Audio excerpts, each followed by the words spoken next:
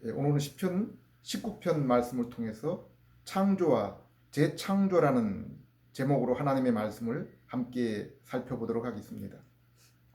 며칠 전 보이스피싱 직전까지 가는 일을 경험했습니다. 그래서 신분증을 바꾸고 신용카드와 공인인증서를 중단했습니다. 핸드폰을 다시 포맷했습니다.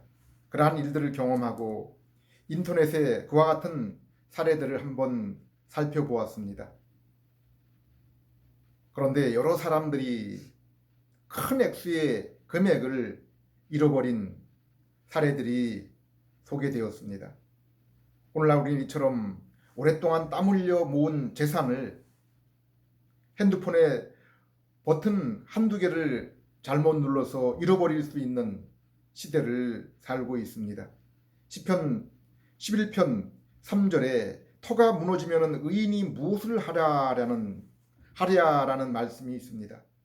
새 번역은 이렇게 번역하고 있습니다. 기초가 바닥부터 흔들리는 이 마당에 의인인들 무엇을 할 수 있겠는가?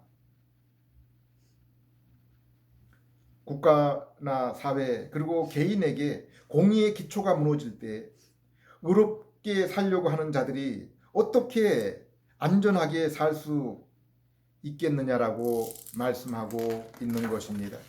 오늘날에도 주변의 그 나라들을 보면은 백성들의 자유와 권리를 통제하고 억압하는 모습을 볼 수 있습니다. 또는 우리나라의 경우에는 국가가 악을 행하고 나라를 어지럽히는 단체들의 공권력을 제대로 발휘하지 못해서 사회와 개인이 고통과 피해를 당하는 것을 보게 됩니다.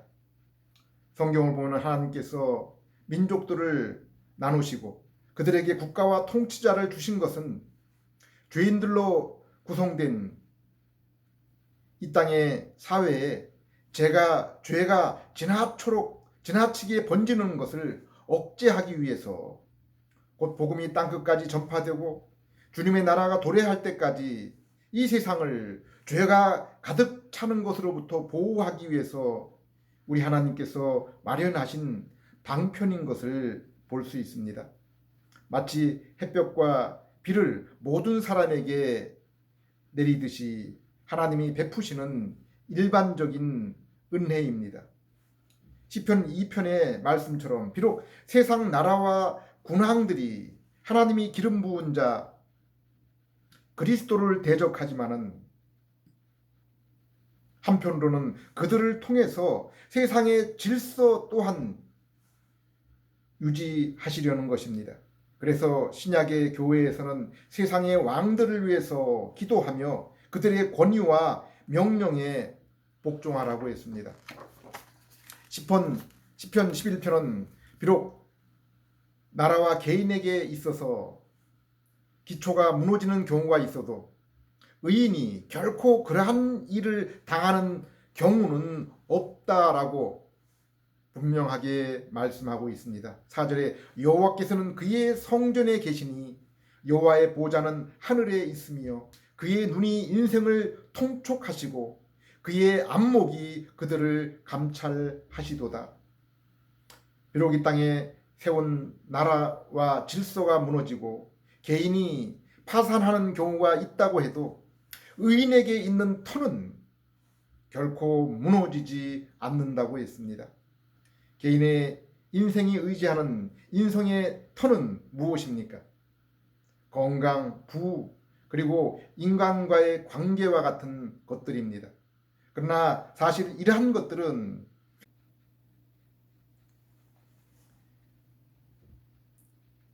건강과 부, 그리고 인간의 관계와 같은 것들입니다. 그러나 사실 이러한 것들은 개인의 죽음과 함께 다 무너질 것들입니다. 그리고 이 땅에서 건강을 잃을 때, 부를 잃을 때, 그리고 인간관계가 훼손될 때, 마치 치아가 흔들릴 때 고통스러워하고 음식을 제대로 먹을 수 없는 것처럼 우리 인생을 고통스럽게 합니다. 그래서 사람들은 살아가면서 이러한 건강, 부흥, 사람과의 관계의 터가 흔들리지 않도록 애를 쓰면서 살아갑니다. 그러나 의인에게 있어서 토와 반석은 무엇입니까? 우리 중에 하나님이 만들었던 처음 세상, 그리고 낙원으로 불리기도 했던 에덴 동산을 그 누구도 경험하지는 못했습니다.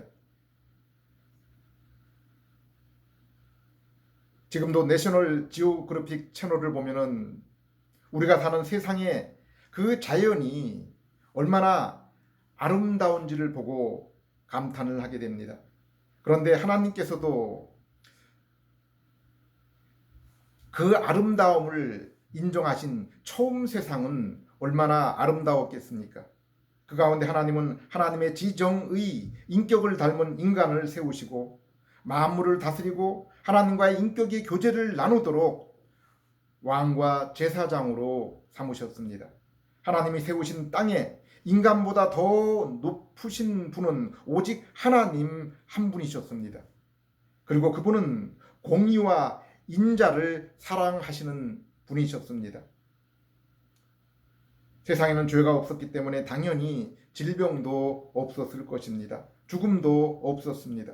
그리고 아담이 선악과를 따먹지 않는 한 결코 죽음에 이르지 않는 상태에 있었습니다.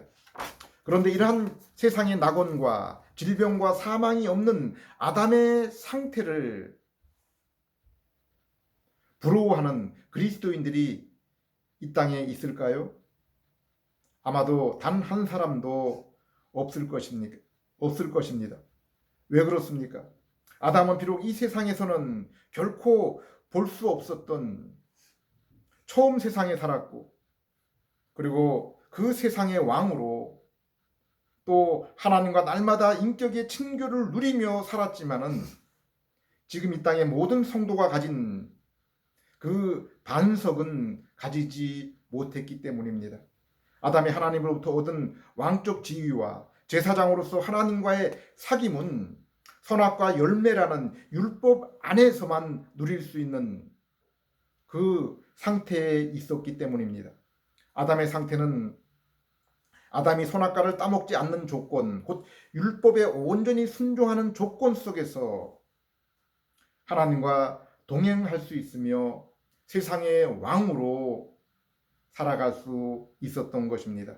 물론 창세기 1장 28절을 보면은 아담이 기름 부음을 받은 자로서 사명을 받은 자로서 왕과 제사장으로 사명을 감당하여 온 땅에 그의 후손이 충만하여 하나님이 계획한 숫자에 온 백성이 하나님을 찬양하는 그 어느 때에 하나님은 하나님이 생명나무와 안식일 제정으로 나타내신 영생과 완전한 안식, 곧 요한계시록 21장 22장에 하나님이 애초에 아담에게 주시기를 원했던 새로운 세상과 그 상태가 주어졌을 것입니다. 그런데 에베소 1장 3절, 요한계시록 13장 8절 등 신약 성경을 보면은 하나님이 아담과 세상을 창조하시기 전에 이미 예수님의 구속을 위한 계획을 세우신 것을 볼 때 아담의 선악과 사건은 이미 아담이 선악과를 따먹고 타락하게 되는 그 사건은 이미 정해진 예정되어진 일로 비추어집니다. 그리고 하나님은 아담이 범죄한 직후 창세기 3장 15절에 여자의 후손 곧 그리스도 예수를 통한 구원의 길을 준비하십니다. 약속하십니다. 아브라함과 족장들에게 새 땅, 새 민족, 하나님의 복을 약속하십니다. 여기 하나님의 복은 하나님의 주권, 곧 자기 백성을 하나님이 다스리심을 말씀하시는 것입니다. 성경이 말씀하는 최종적이고 궁극적인 복은 하나님이 우리의 하나님이며 우리가 그분의 백성이 되는 그러한 관계입니다. 이것이 성경이 말씀하는 복, 궁극적인 천국입니다. 그래서 창세기 15장 1절에서 하나님은 아브라함에게 내가 너의 방패요 상급이라고 한 것입니다. 우리가 이 세상의 창조자, 주관자의 백성과 아들이 되는 것보다 우리 인간에게 더 상승된 상태, 복이 어디 있겠습니까? 그런데 이러한 복의 상태, 곧 성도가 하나님의 임재와 천국에 속하는 것은 아담과 이스라엘에게 요구한 것처럼 우리가 율법에 순종함으로 얻을 수 있게 된 것이 아닙니다. 아담이 아무런 죄 없는 상태에서도 순종하지 못했던 그 상태, 이스라엘에게 하나님이 놀라운 구속 역사를 친히 보여주시고 눈으로 불기둥, 구름기둥, 성령의 손길과 지상의 성막과 성전에 하나님이 거하심을 친히 보면서도 순종하지 못했는데 우리가 어떻게 그 율법을 순종할 수 있겠습니까? 그 율법을 순종함으로 하나님 앞에 의롭게 될 수 있겠습니까? 성경은 죄인인 인간이 하나님 앞에 의인로 인정받아 구원과 교제에 이르는 길은 오직 믿음의 길밖에, 오직 믿음밖에 없다고 말씀하고 있습니다. 창세기 15장 6절 아브라함이 여호와를 믿으니 여호와께서 이를 그의 의로 여기시고, 그런데 갈라디아서 3장 16절에 우리를 대신해 구원을 이루실 분에 대해서 말씀하고 있습니다. 이 약속들은 아브라함과 그 자손에게 말씀하신 것인데 여럿을 가리켜 그의 자손들이라 하지 아니하시고 오직 하나를 가리켜 내 자손이라 하셨으니 곧 그리스도라. 그리고 15절에 아브라함의 자손 그리스도가 하나님이 우리에게 창세기 3장 15절 이후에 계속적으로 언약하신 바로 그분이심을 말씀하고 있습니다. 창세기 22장에도 아브라함의 자손이 대적의 문을 차지할 것이라고 했고 천하 만민이 그를 인하여 복을 얻을 것이라고 했습니다.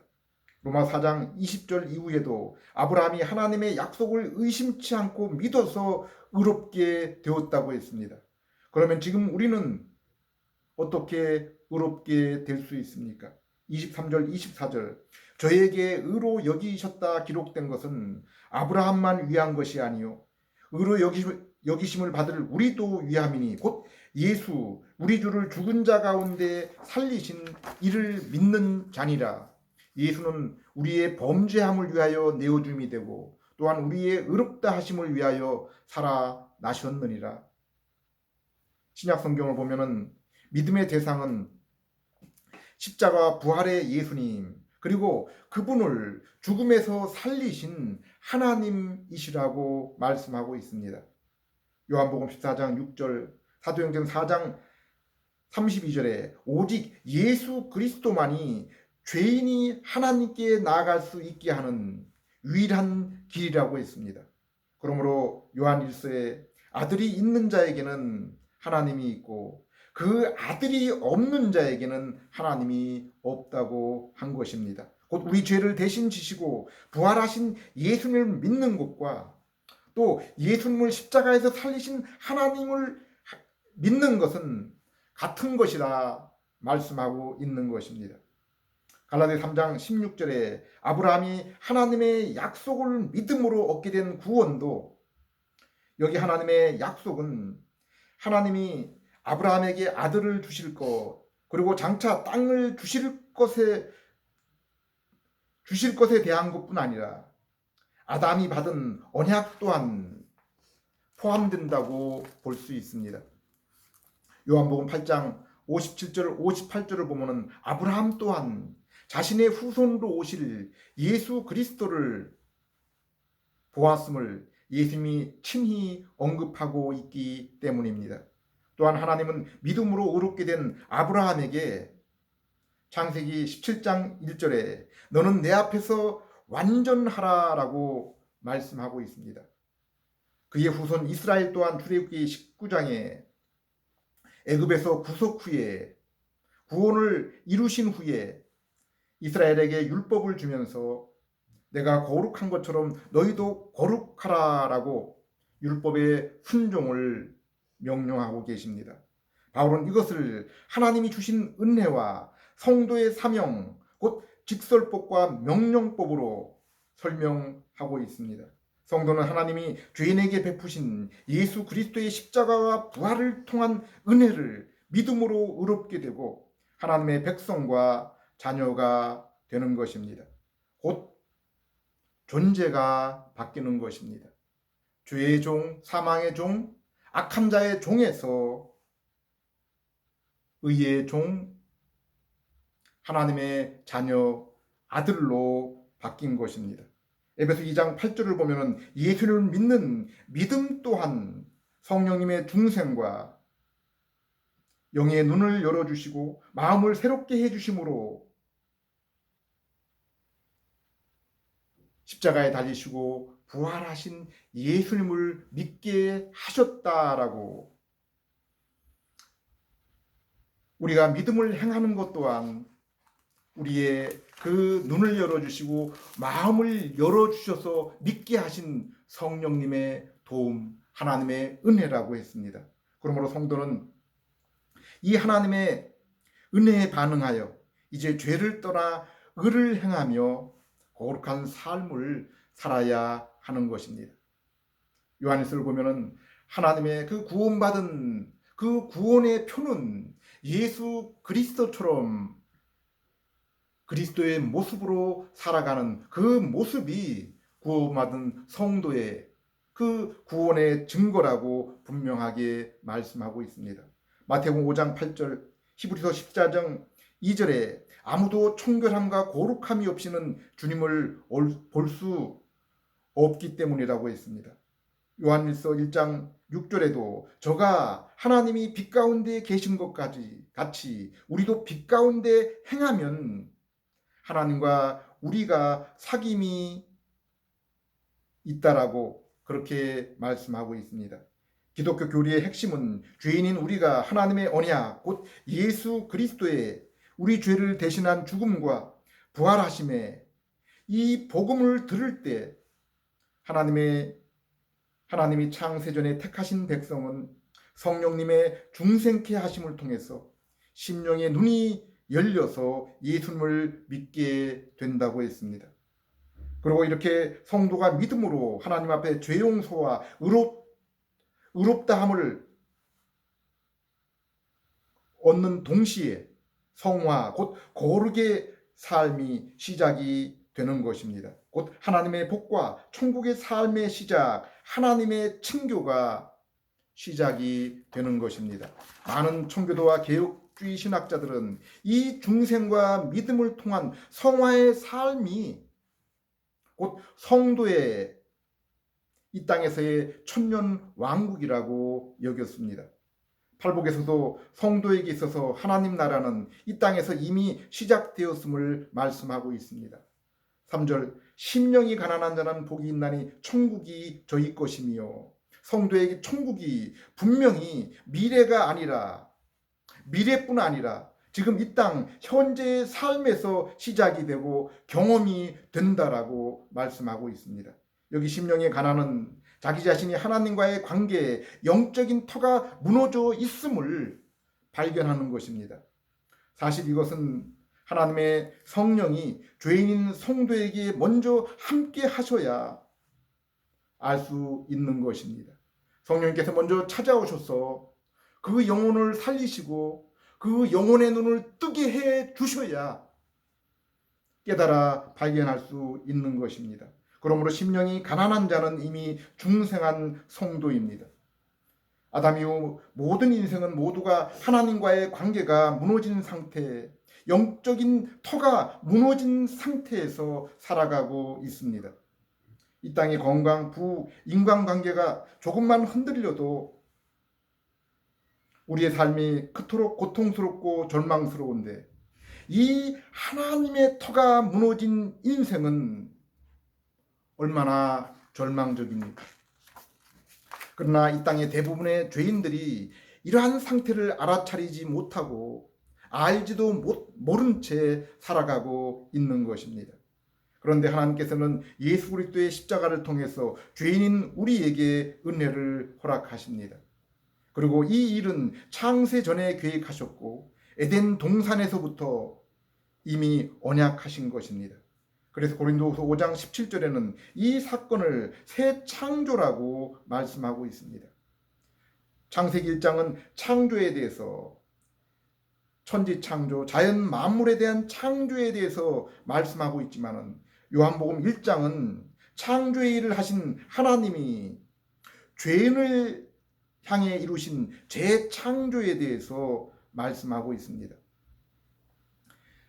요한복음 3장에도 예수님께서 그 니고데모에게 네가 비록 육신의 몸을 입고 또 유대인들의 스승이요 또 가르치는 그 선생에 있다고 할지라도 네가 다시 태어나지 않으면, 하나님의 그 재창조를 입지 않으면 하나님 나라를 볼 수 없을 것이라고 했습니다. 에스겔서 11장 19절에서 20절에 재창조된 인간의 모습이 나옵니다. 내가 그들에게 일치한 마음을 주고 그 속에 새 신을 주며 그 몸에서 굳은 마음을 제하고 부드러운 마음을 주어서 내 율례를 쫓으며 내 규례를 지켜 행하게 하리니 그들은 내 백성이 되고 나는 그들의 하나님이 되리라. 이 땅에서 믿음을 통해 일어나는 재창조는 우리 심령 안에서 일어나는 창조입니다. 그래서 세상 사람들이 알아볼 수가 없는 것입니다.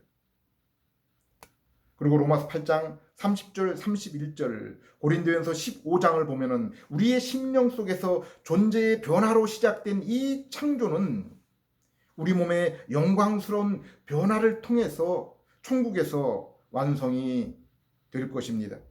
시편 19편은 하나님이 창조의 하나님이실 뿐 아니라 바로 재창조의 하나님이심을 나타내고 있습니다. 곧 우리 하나님이 창조자요 또한 구속주라고 그렇게 말씀하고 있습니다. 1절, 하늘이 하나님의 영광을 선포하고 궁창이 그의 손으로 하신 일을 나타내는도다.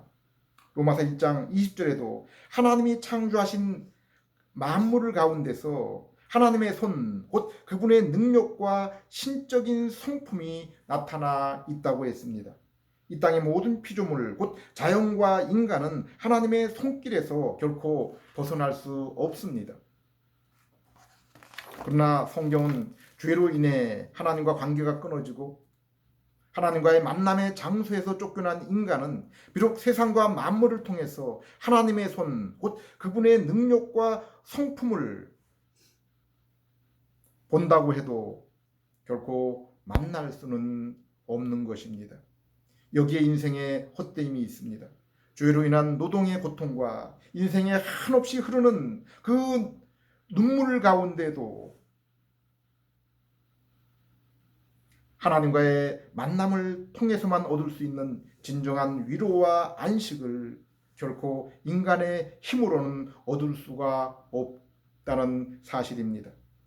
우리는 만물과 인간의 지성, 지각을 통해 창조자, 초월자 하나님을 어렴풋이 알고 있지만은 그 하나님과의 인격의 만남은 결코 이룰 수 없습니다. 결코 인간이 접근할 수 없도록 그 입구를 천사가 굳게 지키고 있다고 했습니다. 그리고 성경은 그곳에 이르는 것은 하나님의 감추인 비밀이라고 했습니다. 하나님께서 감추고 있는데 누가 그것을 열 수 있겠습니까? 그런데 에베소 2장 3절, 고린도후서 3장 16절에는 그 비밀의 열쇠가 있다고 했습니다. 예수 그리스도입니다. 그리고 마태복음 13장에는 이 비밀의 열쇠를 아는 자마다, 발견한 자마다 자신의 모든 것을 그것과 바꾼다고 했습니다. 그것을 밭에 감추인 보물, 값진 진주라고 했습니다. 본문은 그것을 여호와의 율법이라고 말씀하고 있습니다. 7절에서 9절, 여호와의 율법은 완전하여 영혼을 소생시키시며 여호와의 증거는 확실하여 우둔한 자를 지혜롭게 하며 여호와의 교훈은 정직하여 마음을 기쁘게 하고 여호와의 계명은 순결하여 눈을 밝게 하시도다. 여호와를 경외하는 도는 정결하여 영혼까지 이루고 여호와의 법도 진실하여 다 의로우니. 예수님은 누가복음 24장에 율법이 가르치는 것이 바로 예수 그리스도라고 했습니다. 로마 3장에서도 율법 그 자체를 순종하는 것은 죄인이 결코 이룰 수 없는 사망 선고이지만은 그 율법이 증거하는 것이 있는데 바로 예수 그리스도라고 했습니다. 하나님은 아브라함과 이스라엘에게 거룩 완전한 의를 요구했습니다. 그러나 하나님이 요구하신 거룩 의는 결코 아브라함과 이스라엘에게서 나오는 것이 아닙니다. 나올 수가 없는 것입니다.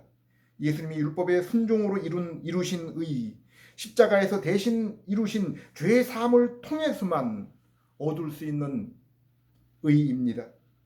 우리가 우리를 대신하여 의를 이루신 예수님을 믿을 때 우리가 죄 사함과 의를 이루며 하나님과 화목을 얻으며 그로 인해 더욱 거룩한 삶으로 깊은 하나님과의 교제로 나아갈 수가 있는 것입니다.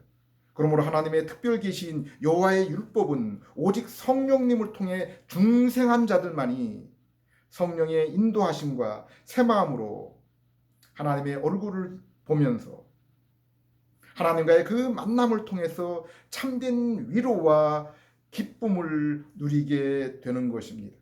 로마서 5장에서 성도는 믿음으로 하나님과 화평하며 성도가 땅에서 당하는 환난조차도 이제 하나님과의 친교를 깊게 하는 인격을 갖추게 하는 선물이 되었다고 했습니다.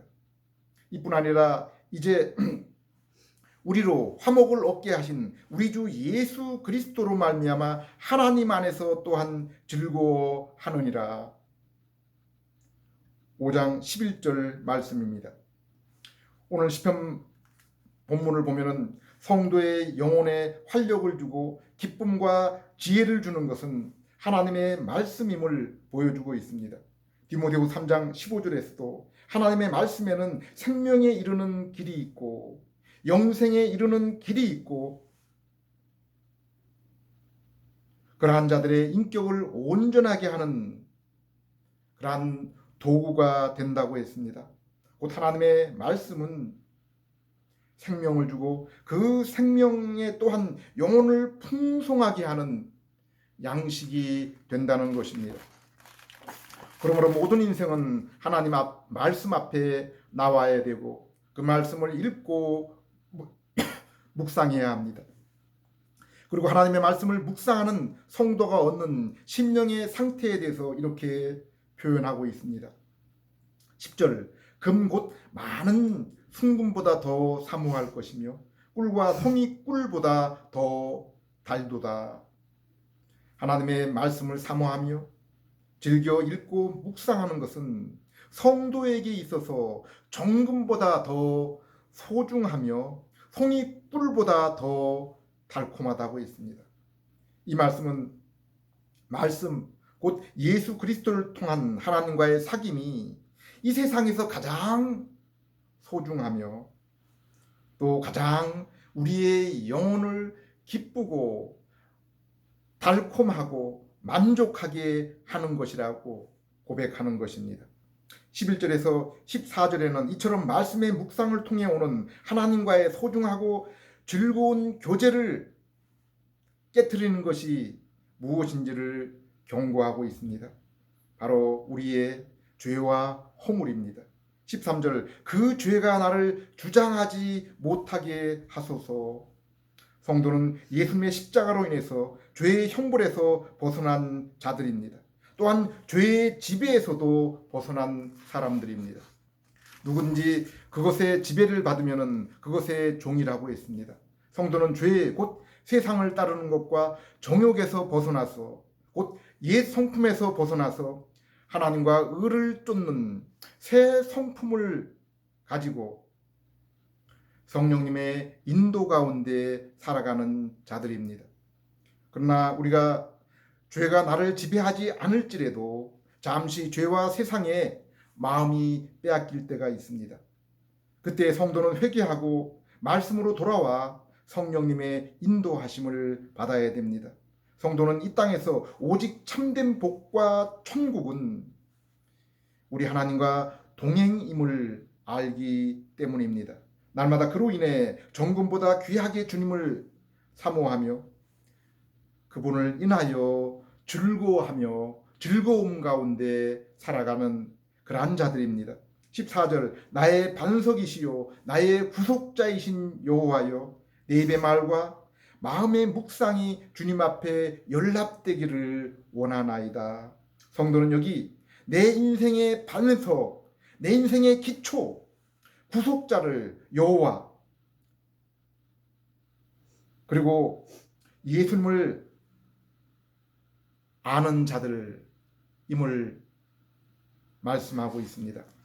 그리고 성도는 하나님과 예수님을 창조주와 만물을 주관하시는 이일 뿐 아니라 우리와 함께 하시는 아버지와 주님으로 인격의 교통을 날마다 경험하는 그러한 자들입니다. 나의 반석이시요 나의 구속자이신 여호와시요 내 입의 말과 내 마음의 묵상이 주님 앞에 연락되기를 주님 앞에 도달하기를 원하나이다. 기도하겠습니다. 하나님 아버지, 아담과 저희의 불순종, 죄가 더욱 큰 은혜가 되게 하심을 감사드립니다. 하나님의 언약이요 비밀이신 예수 그리스도를 밝히 보여주시고 믿음으로 이제 하나님께서 예수님께서 우리의 상급이 되게 하심을 감사드립니다. 성령님을 보내시고 저희를 의롭게 하시고 거룩한 삶을 시작하게 하신 하나님, 날마다 말씀의 묵상과 거룩한 삶으로 저희의 영혼이 주님 앞에 나아가며 그로 인한 즐거움으로 날마다 우리 주님을 하나님을 찬양하는 저희들 될 수 있게 해 주시옵소서. 예수님 이름으로 기도드립니다.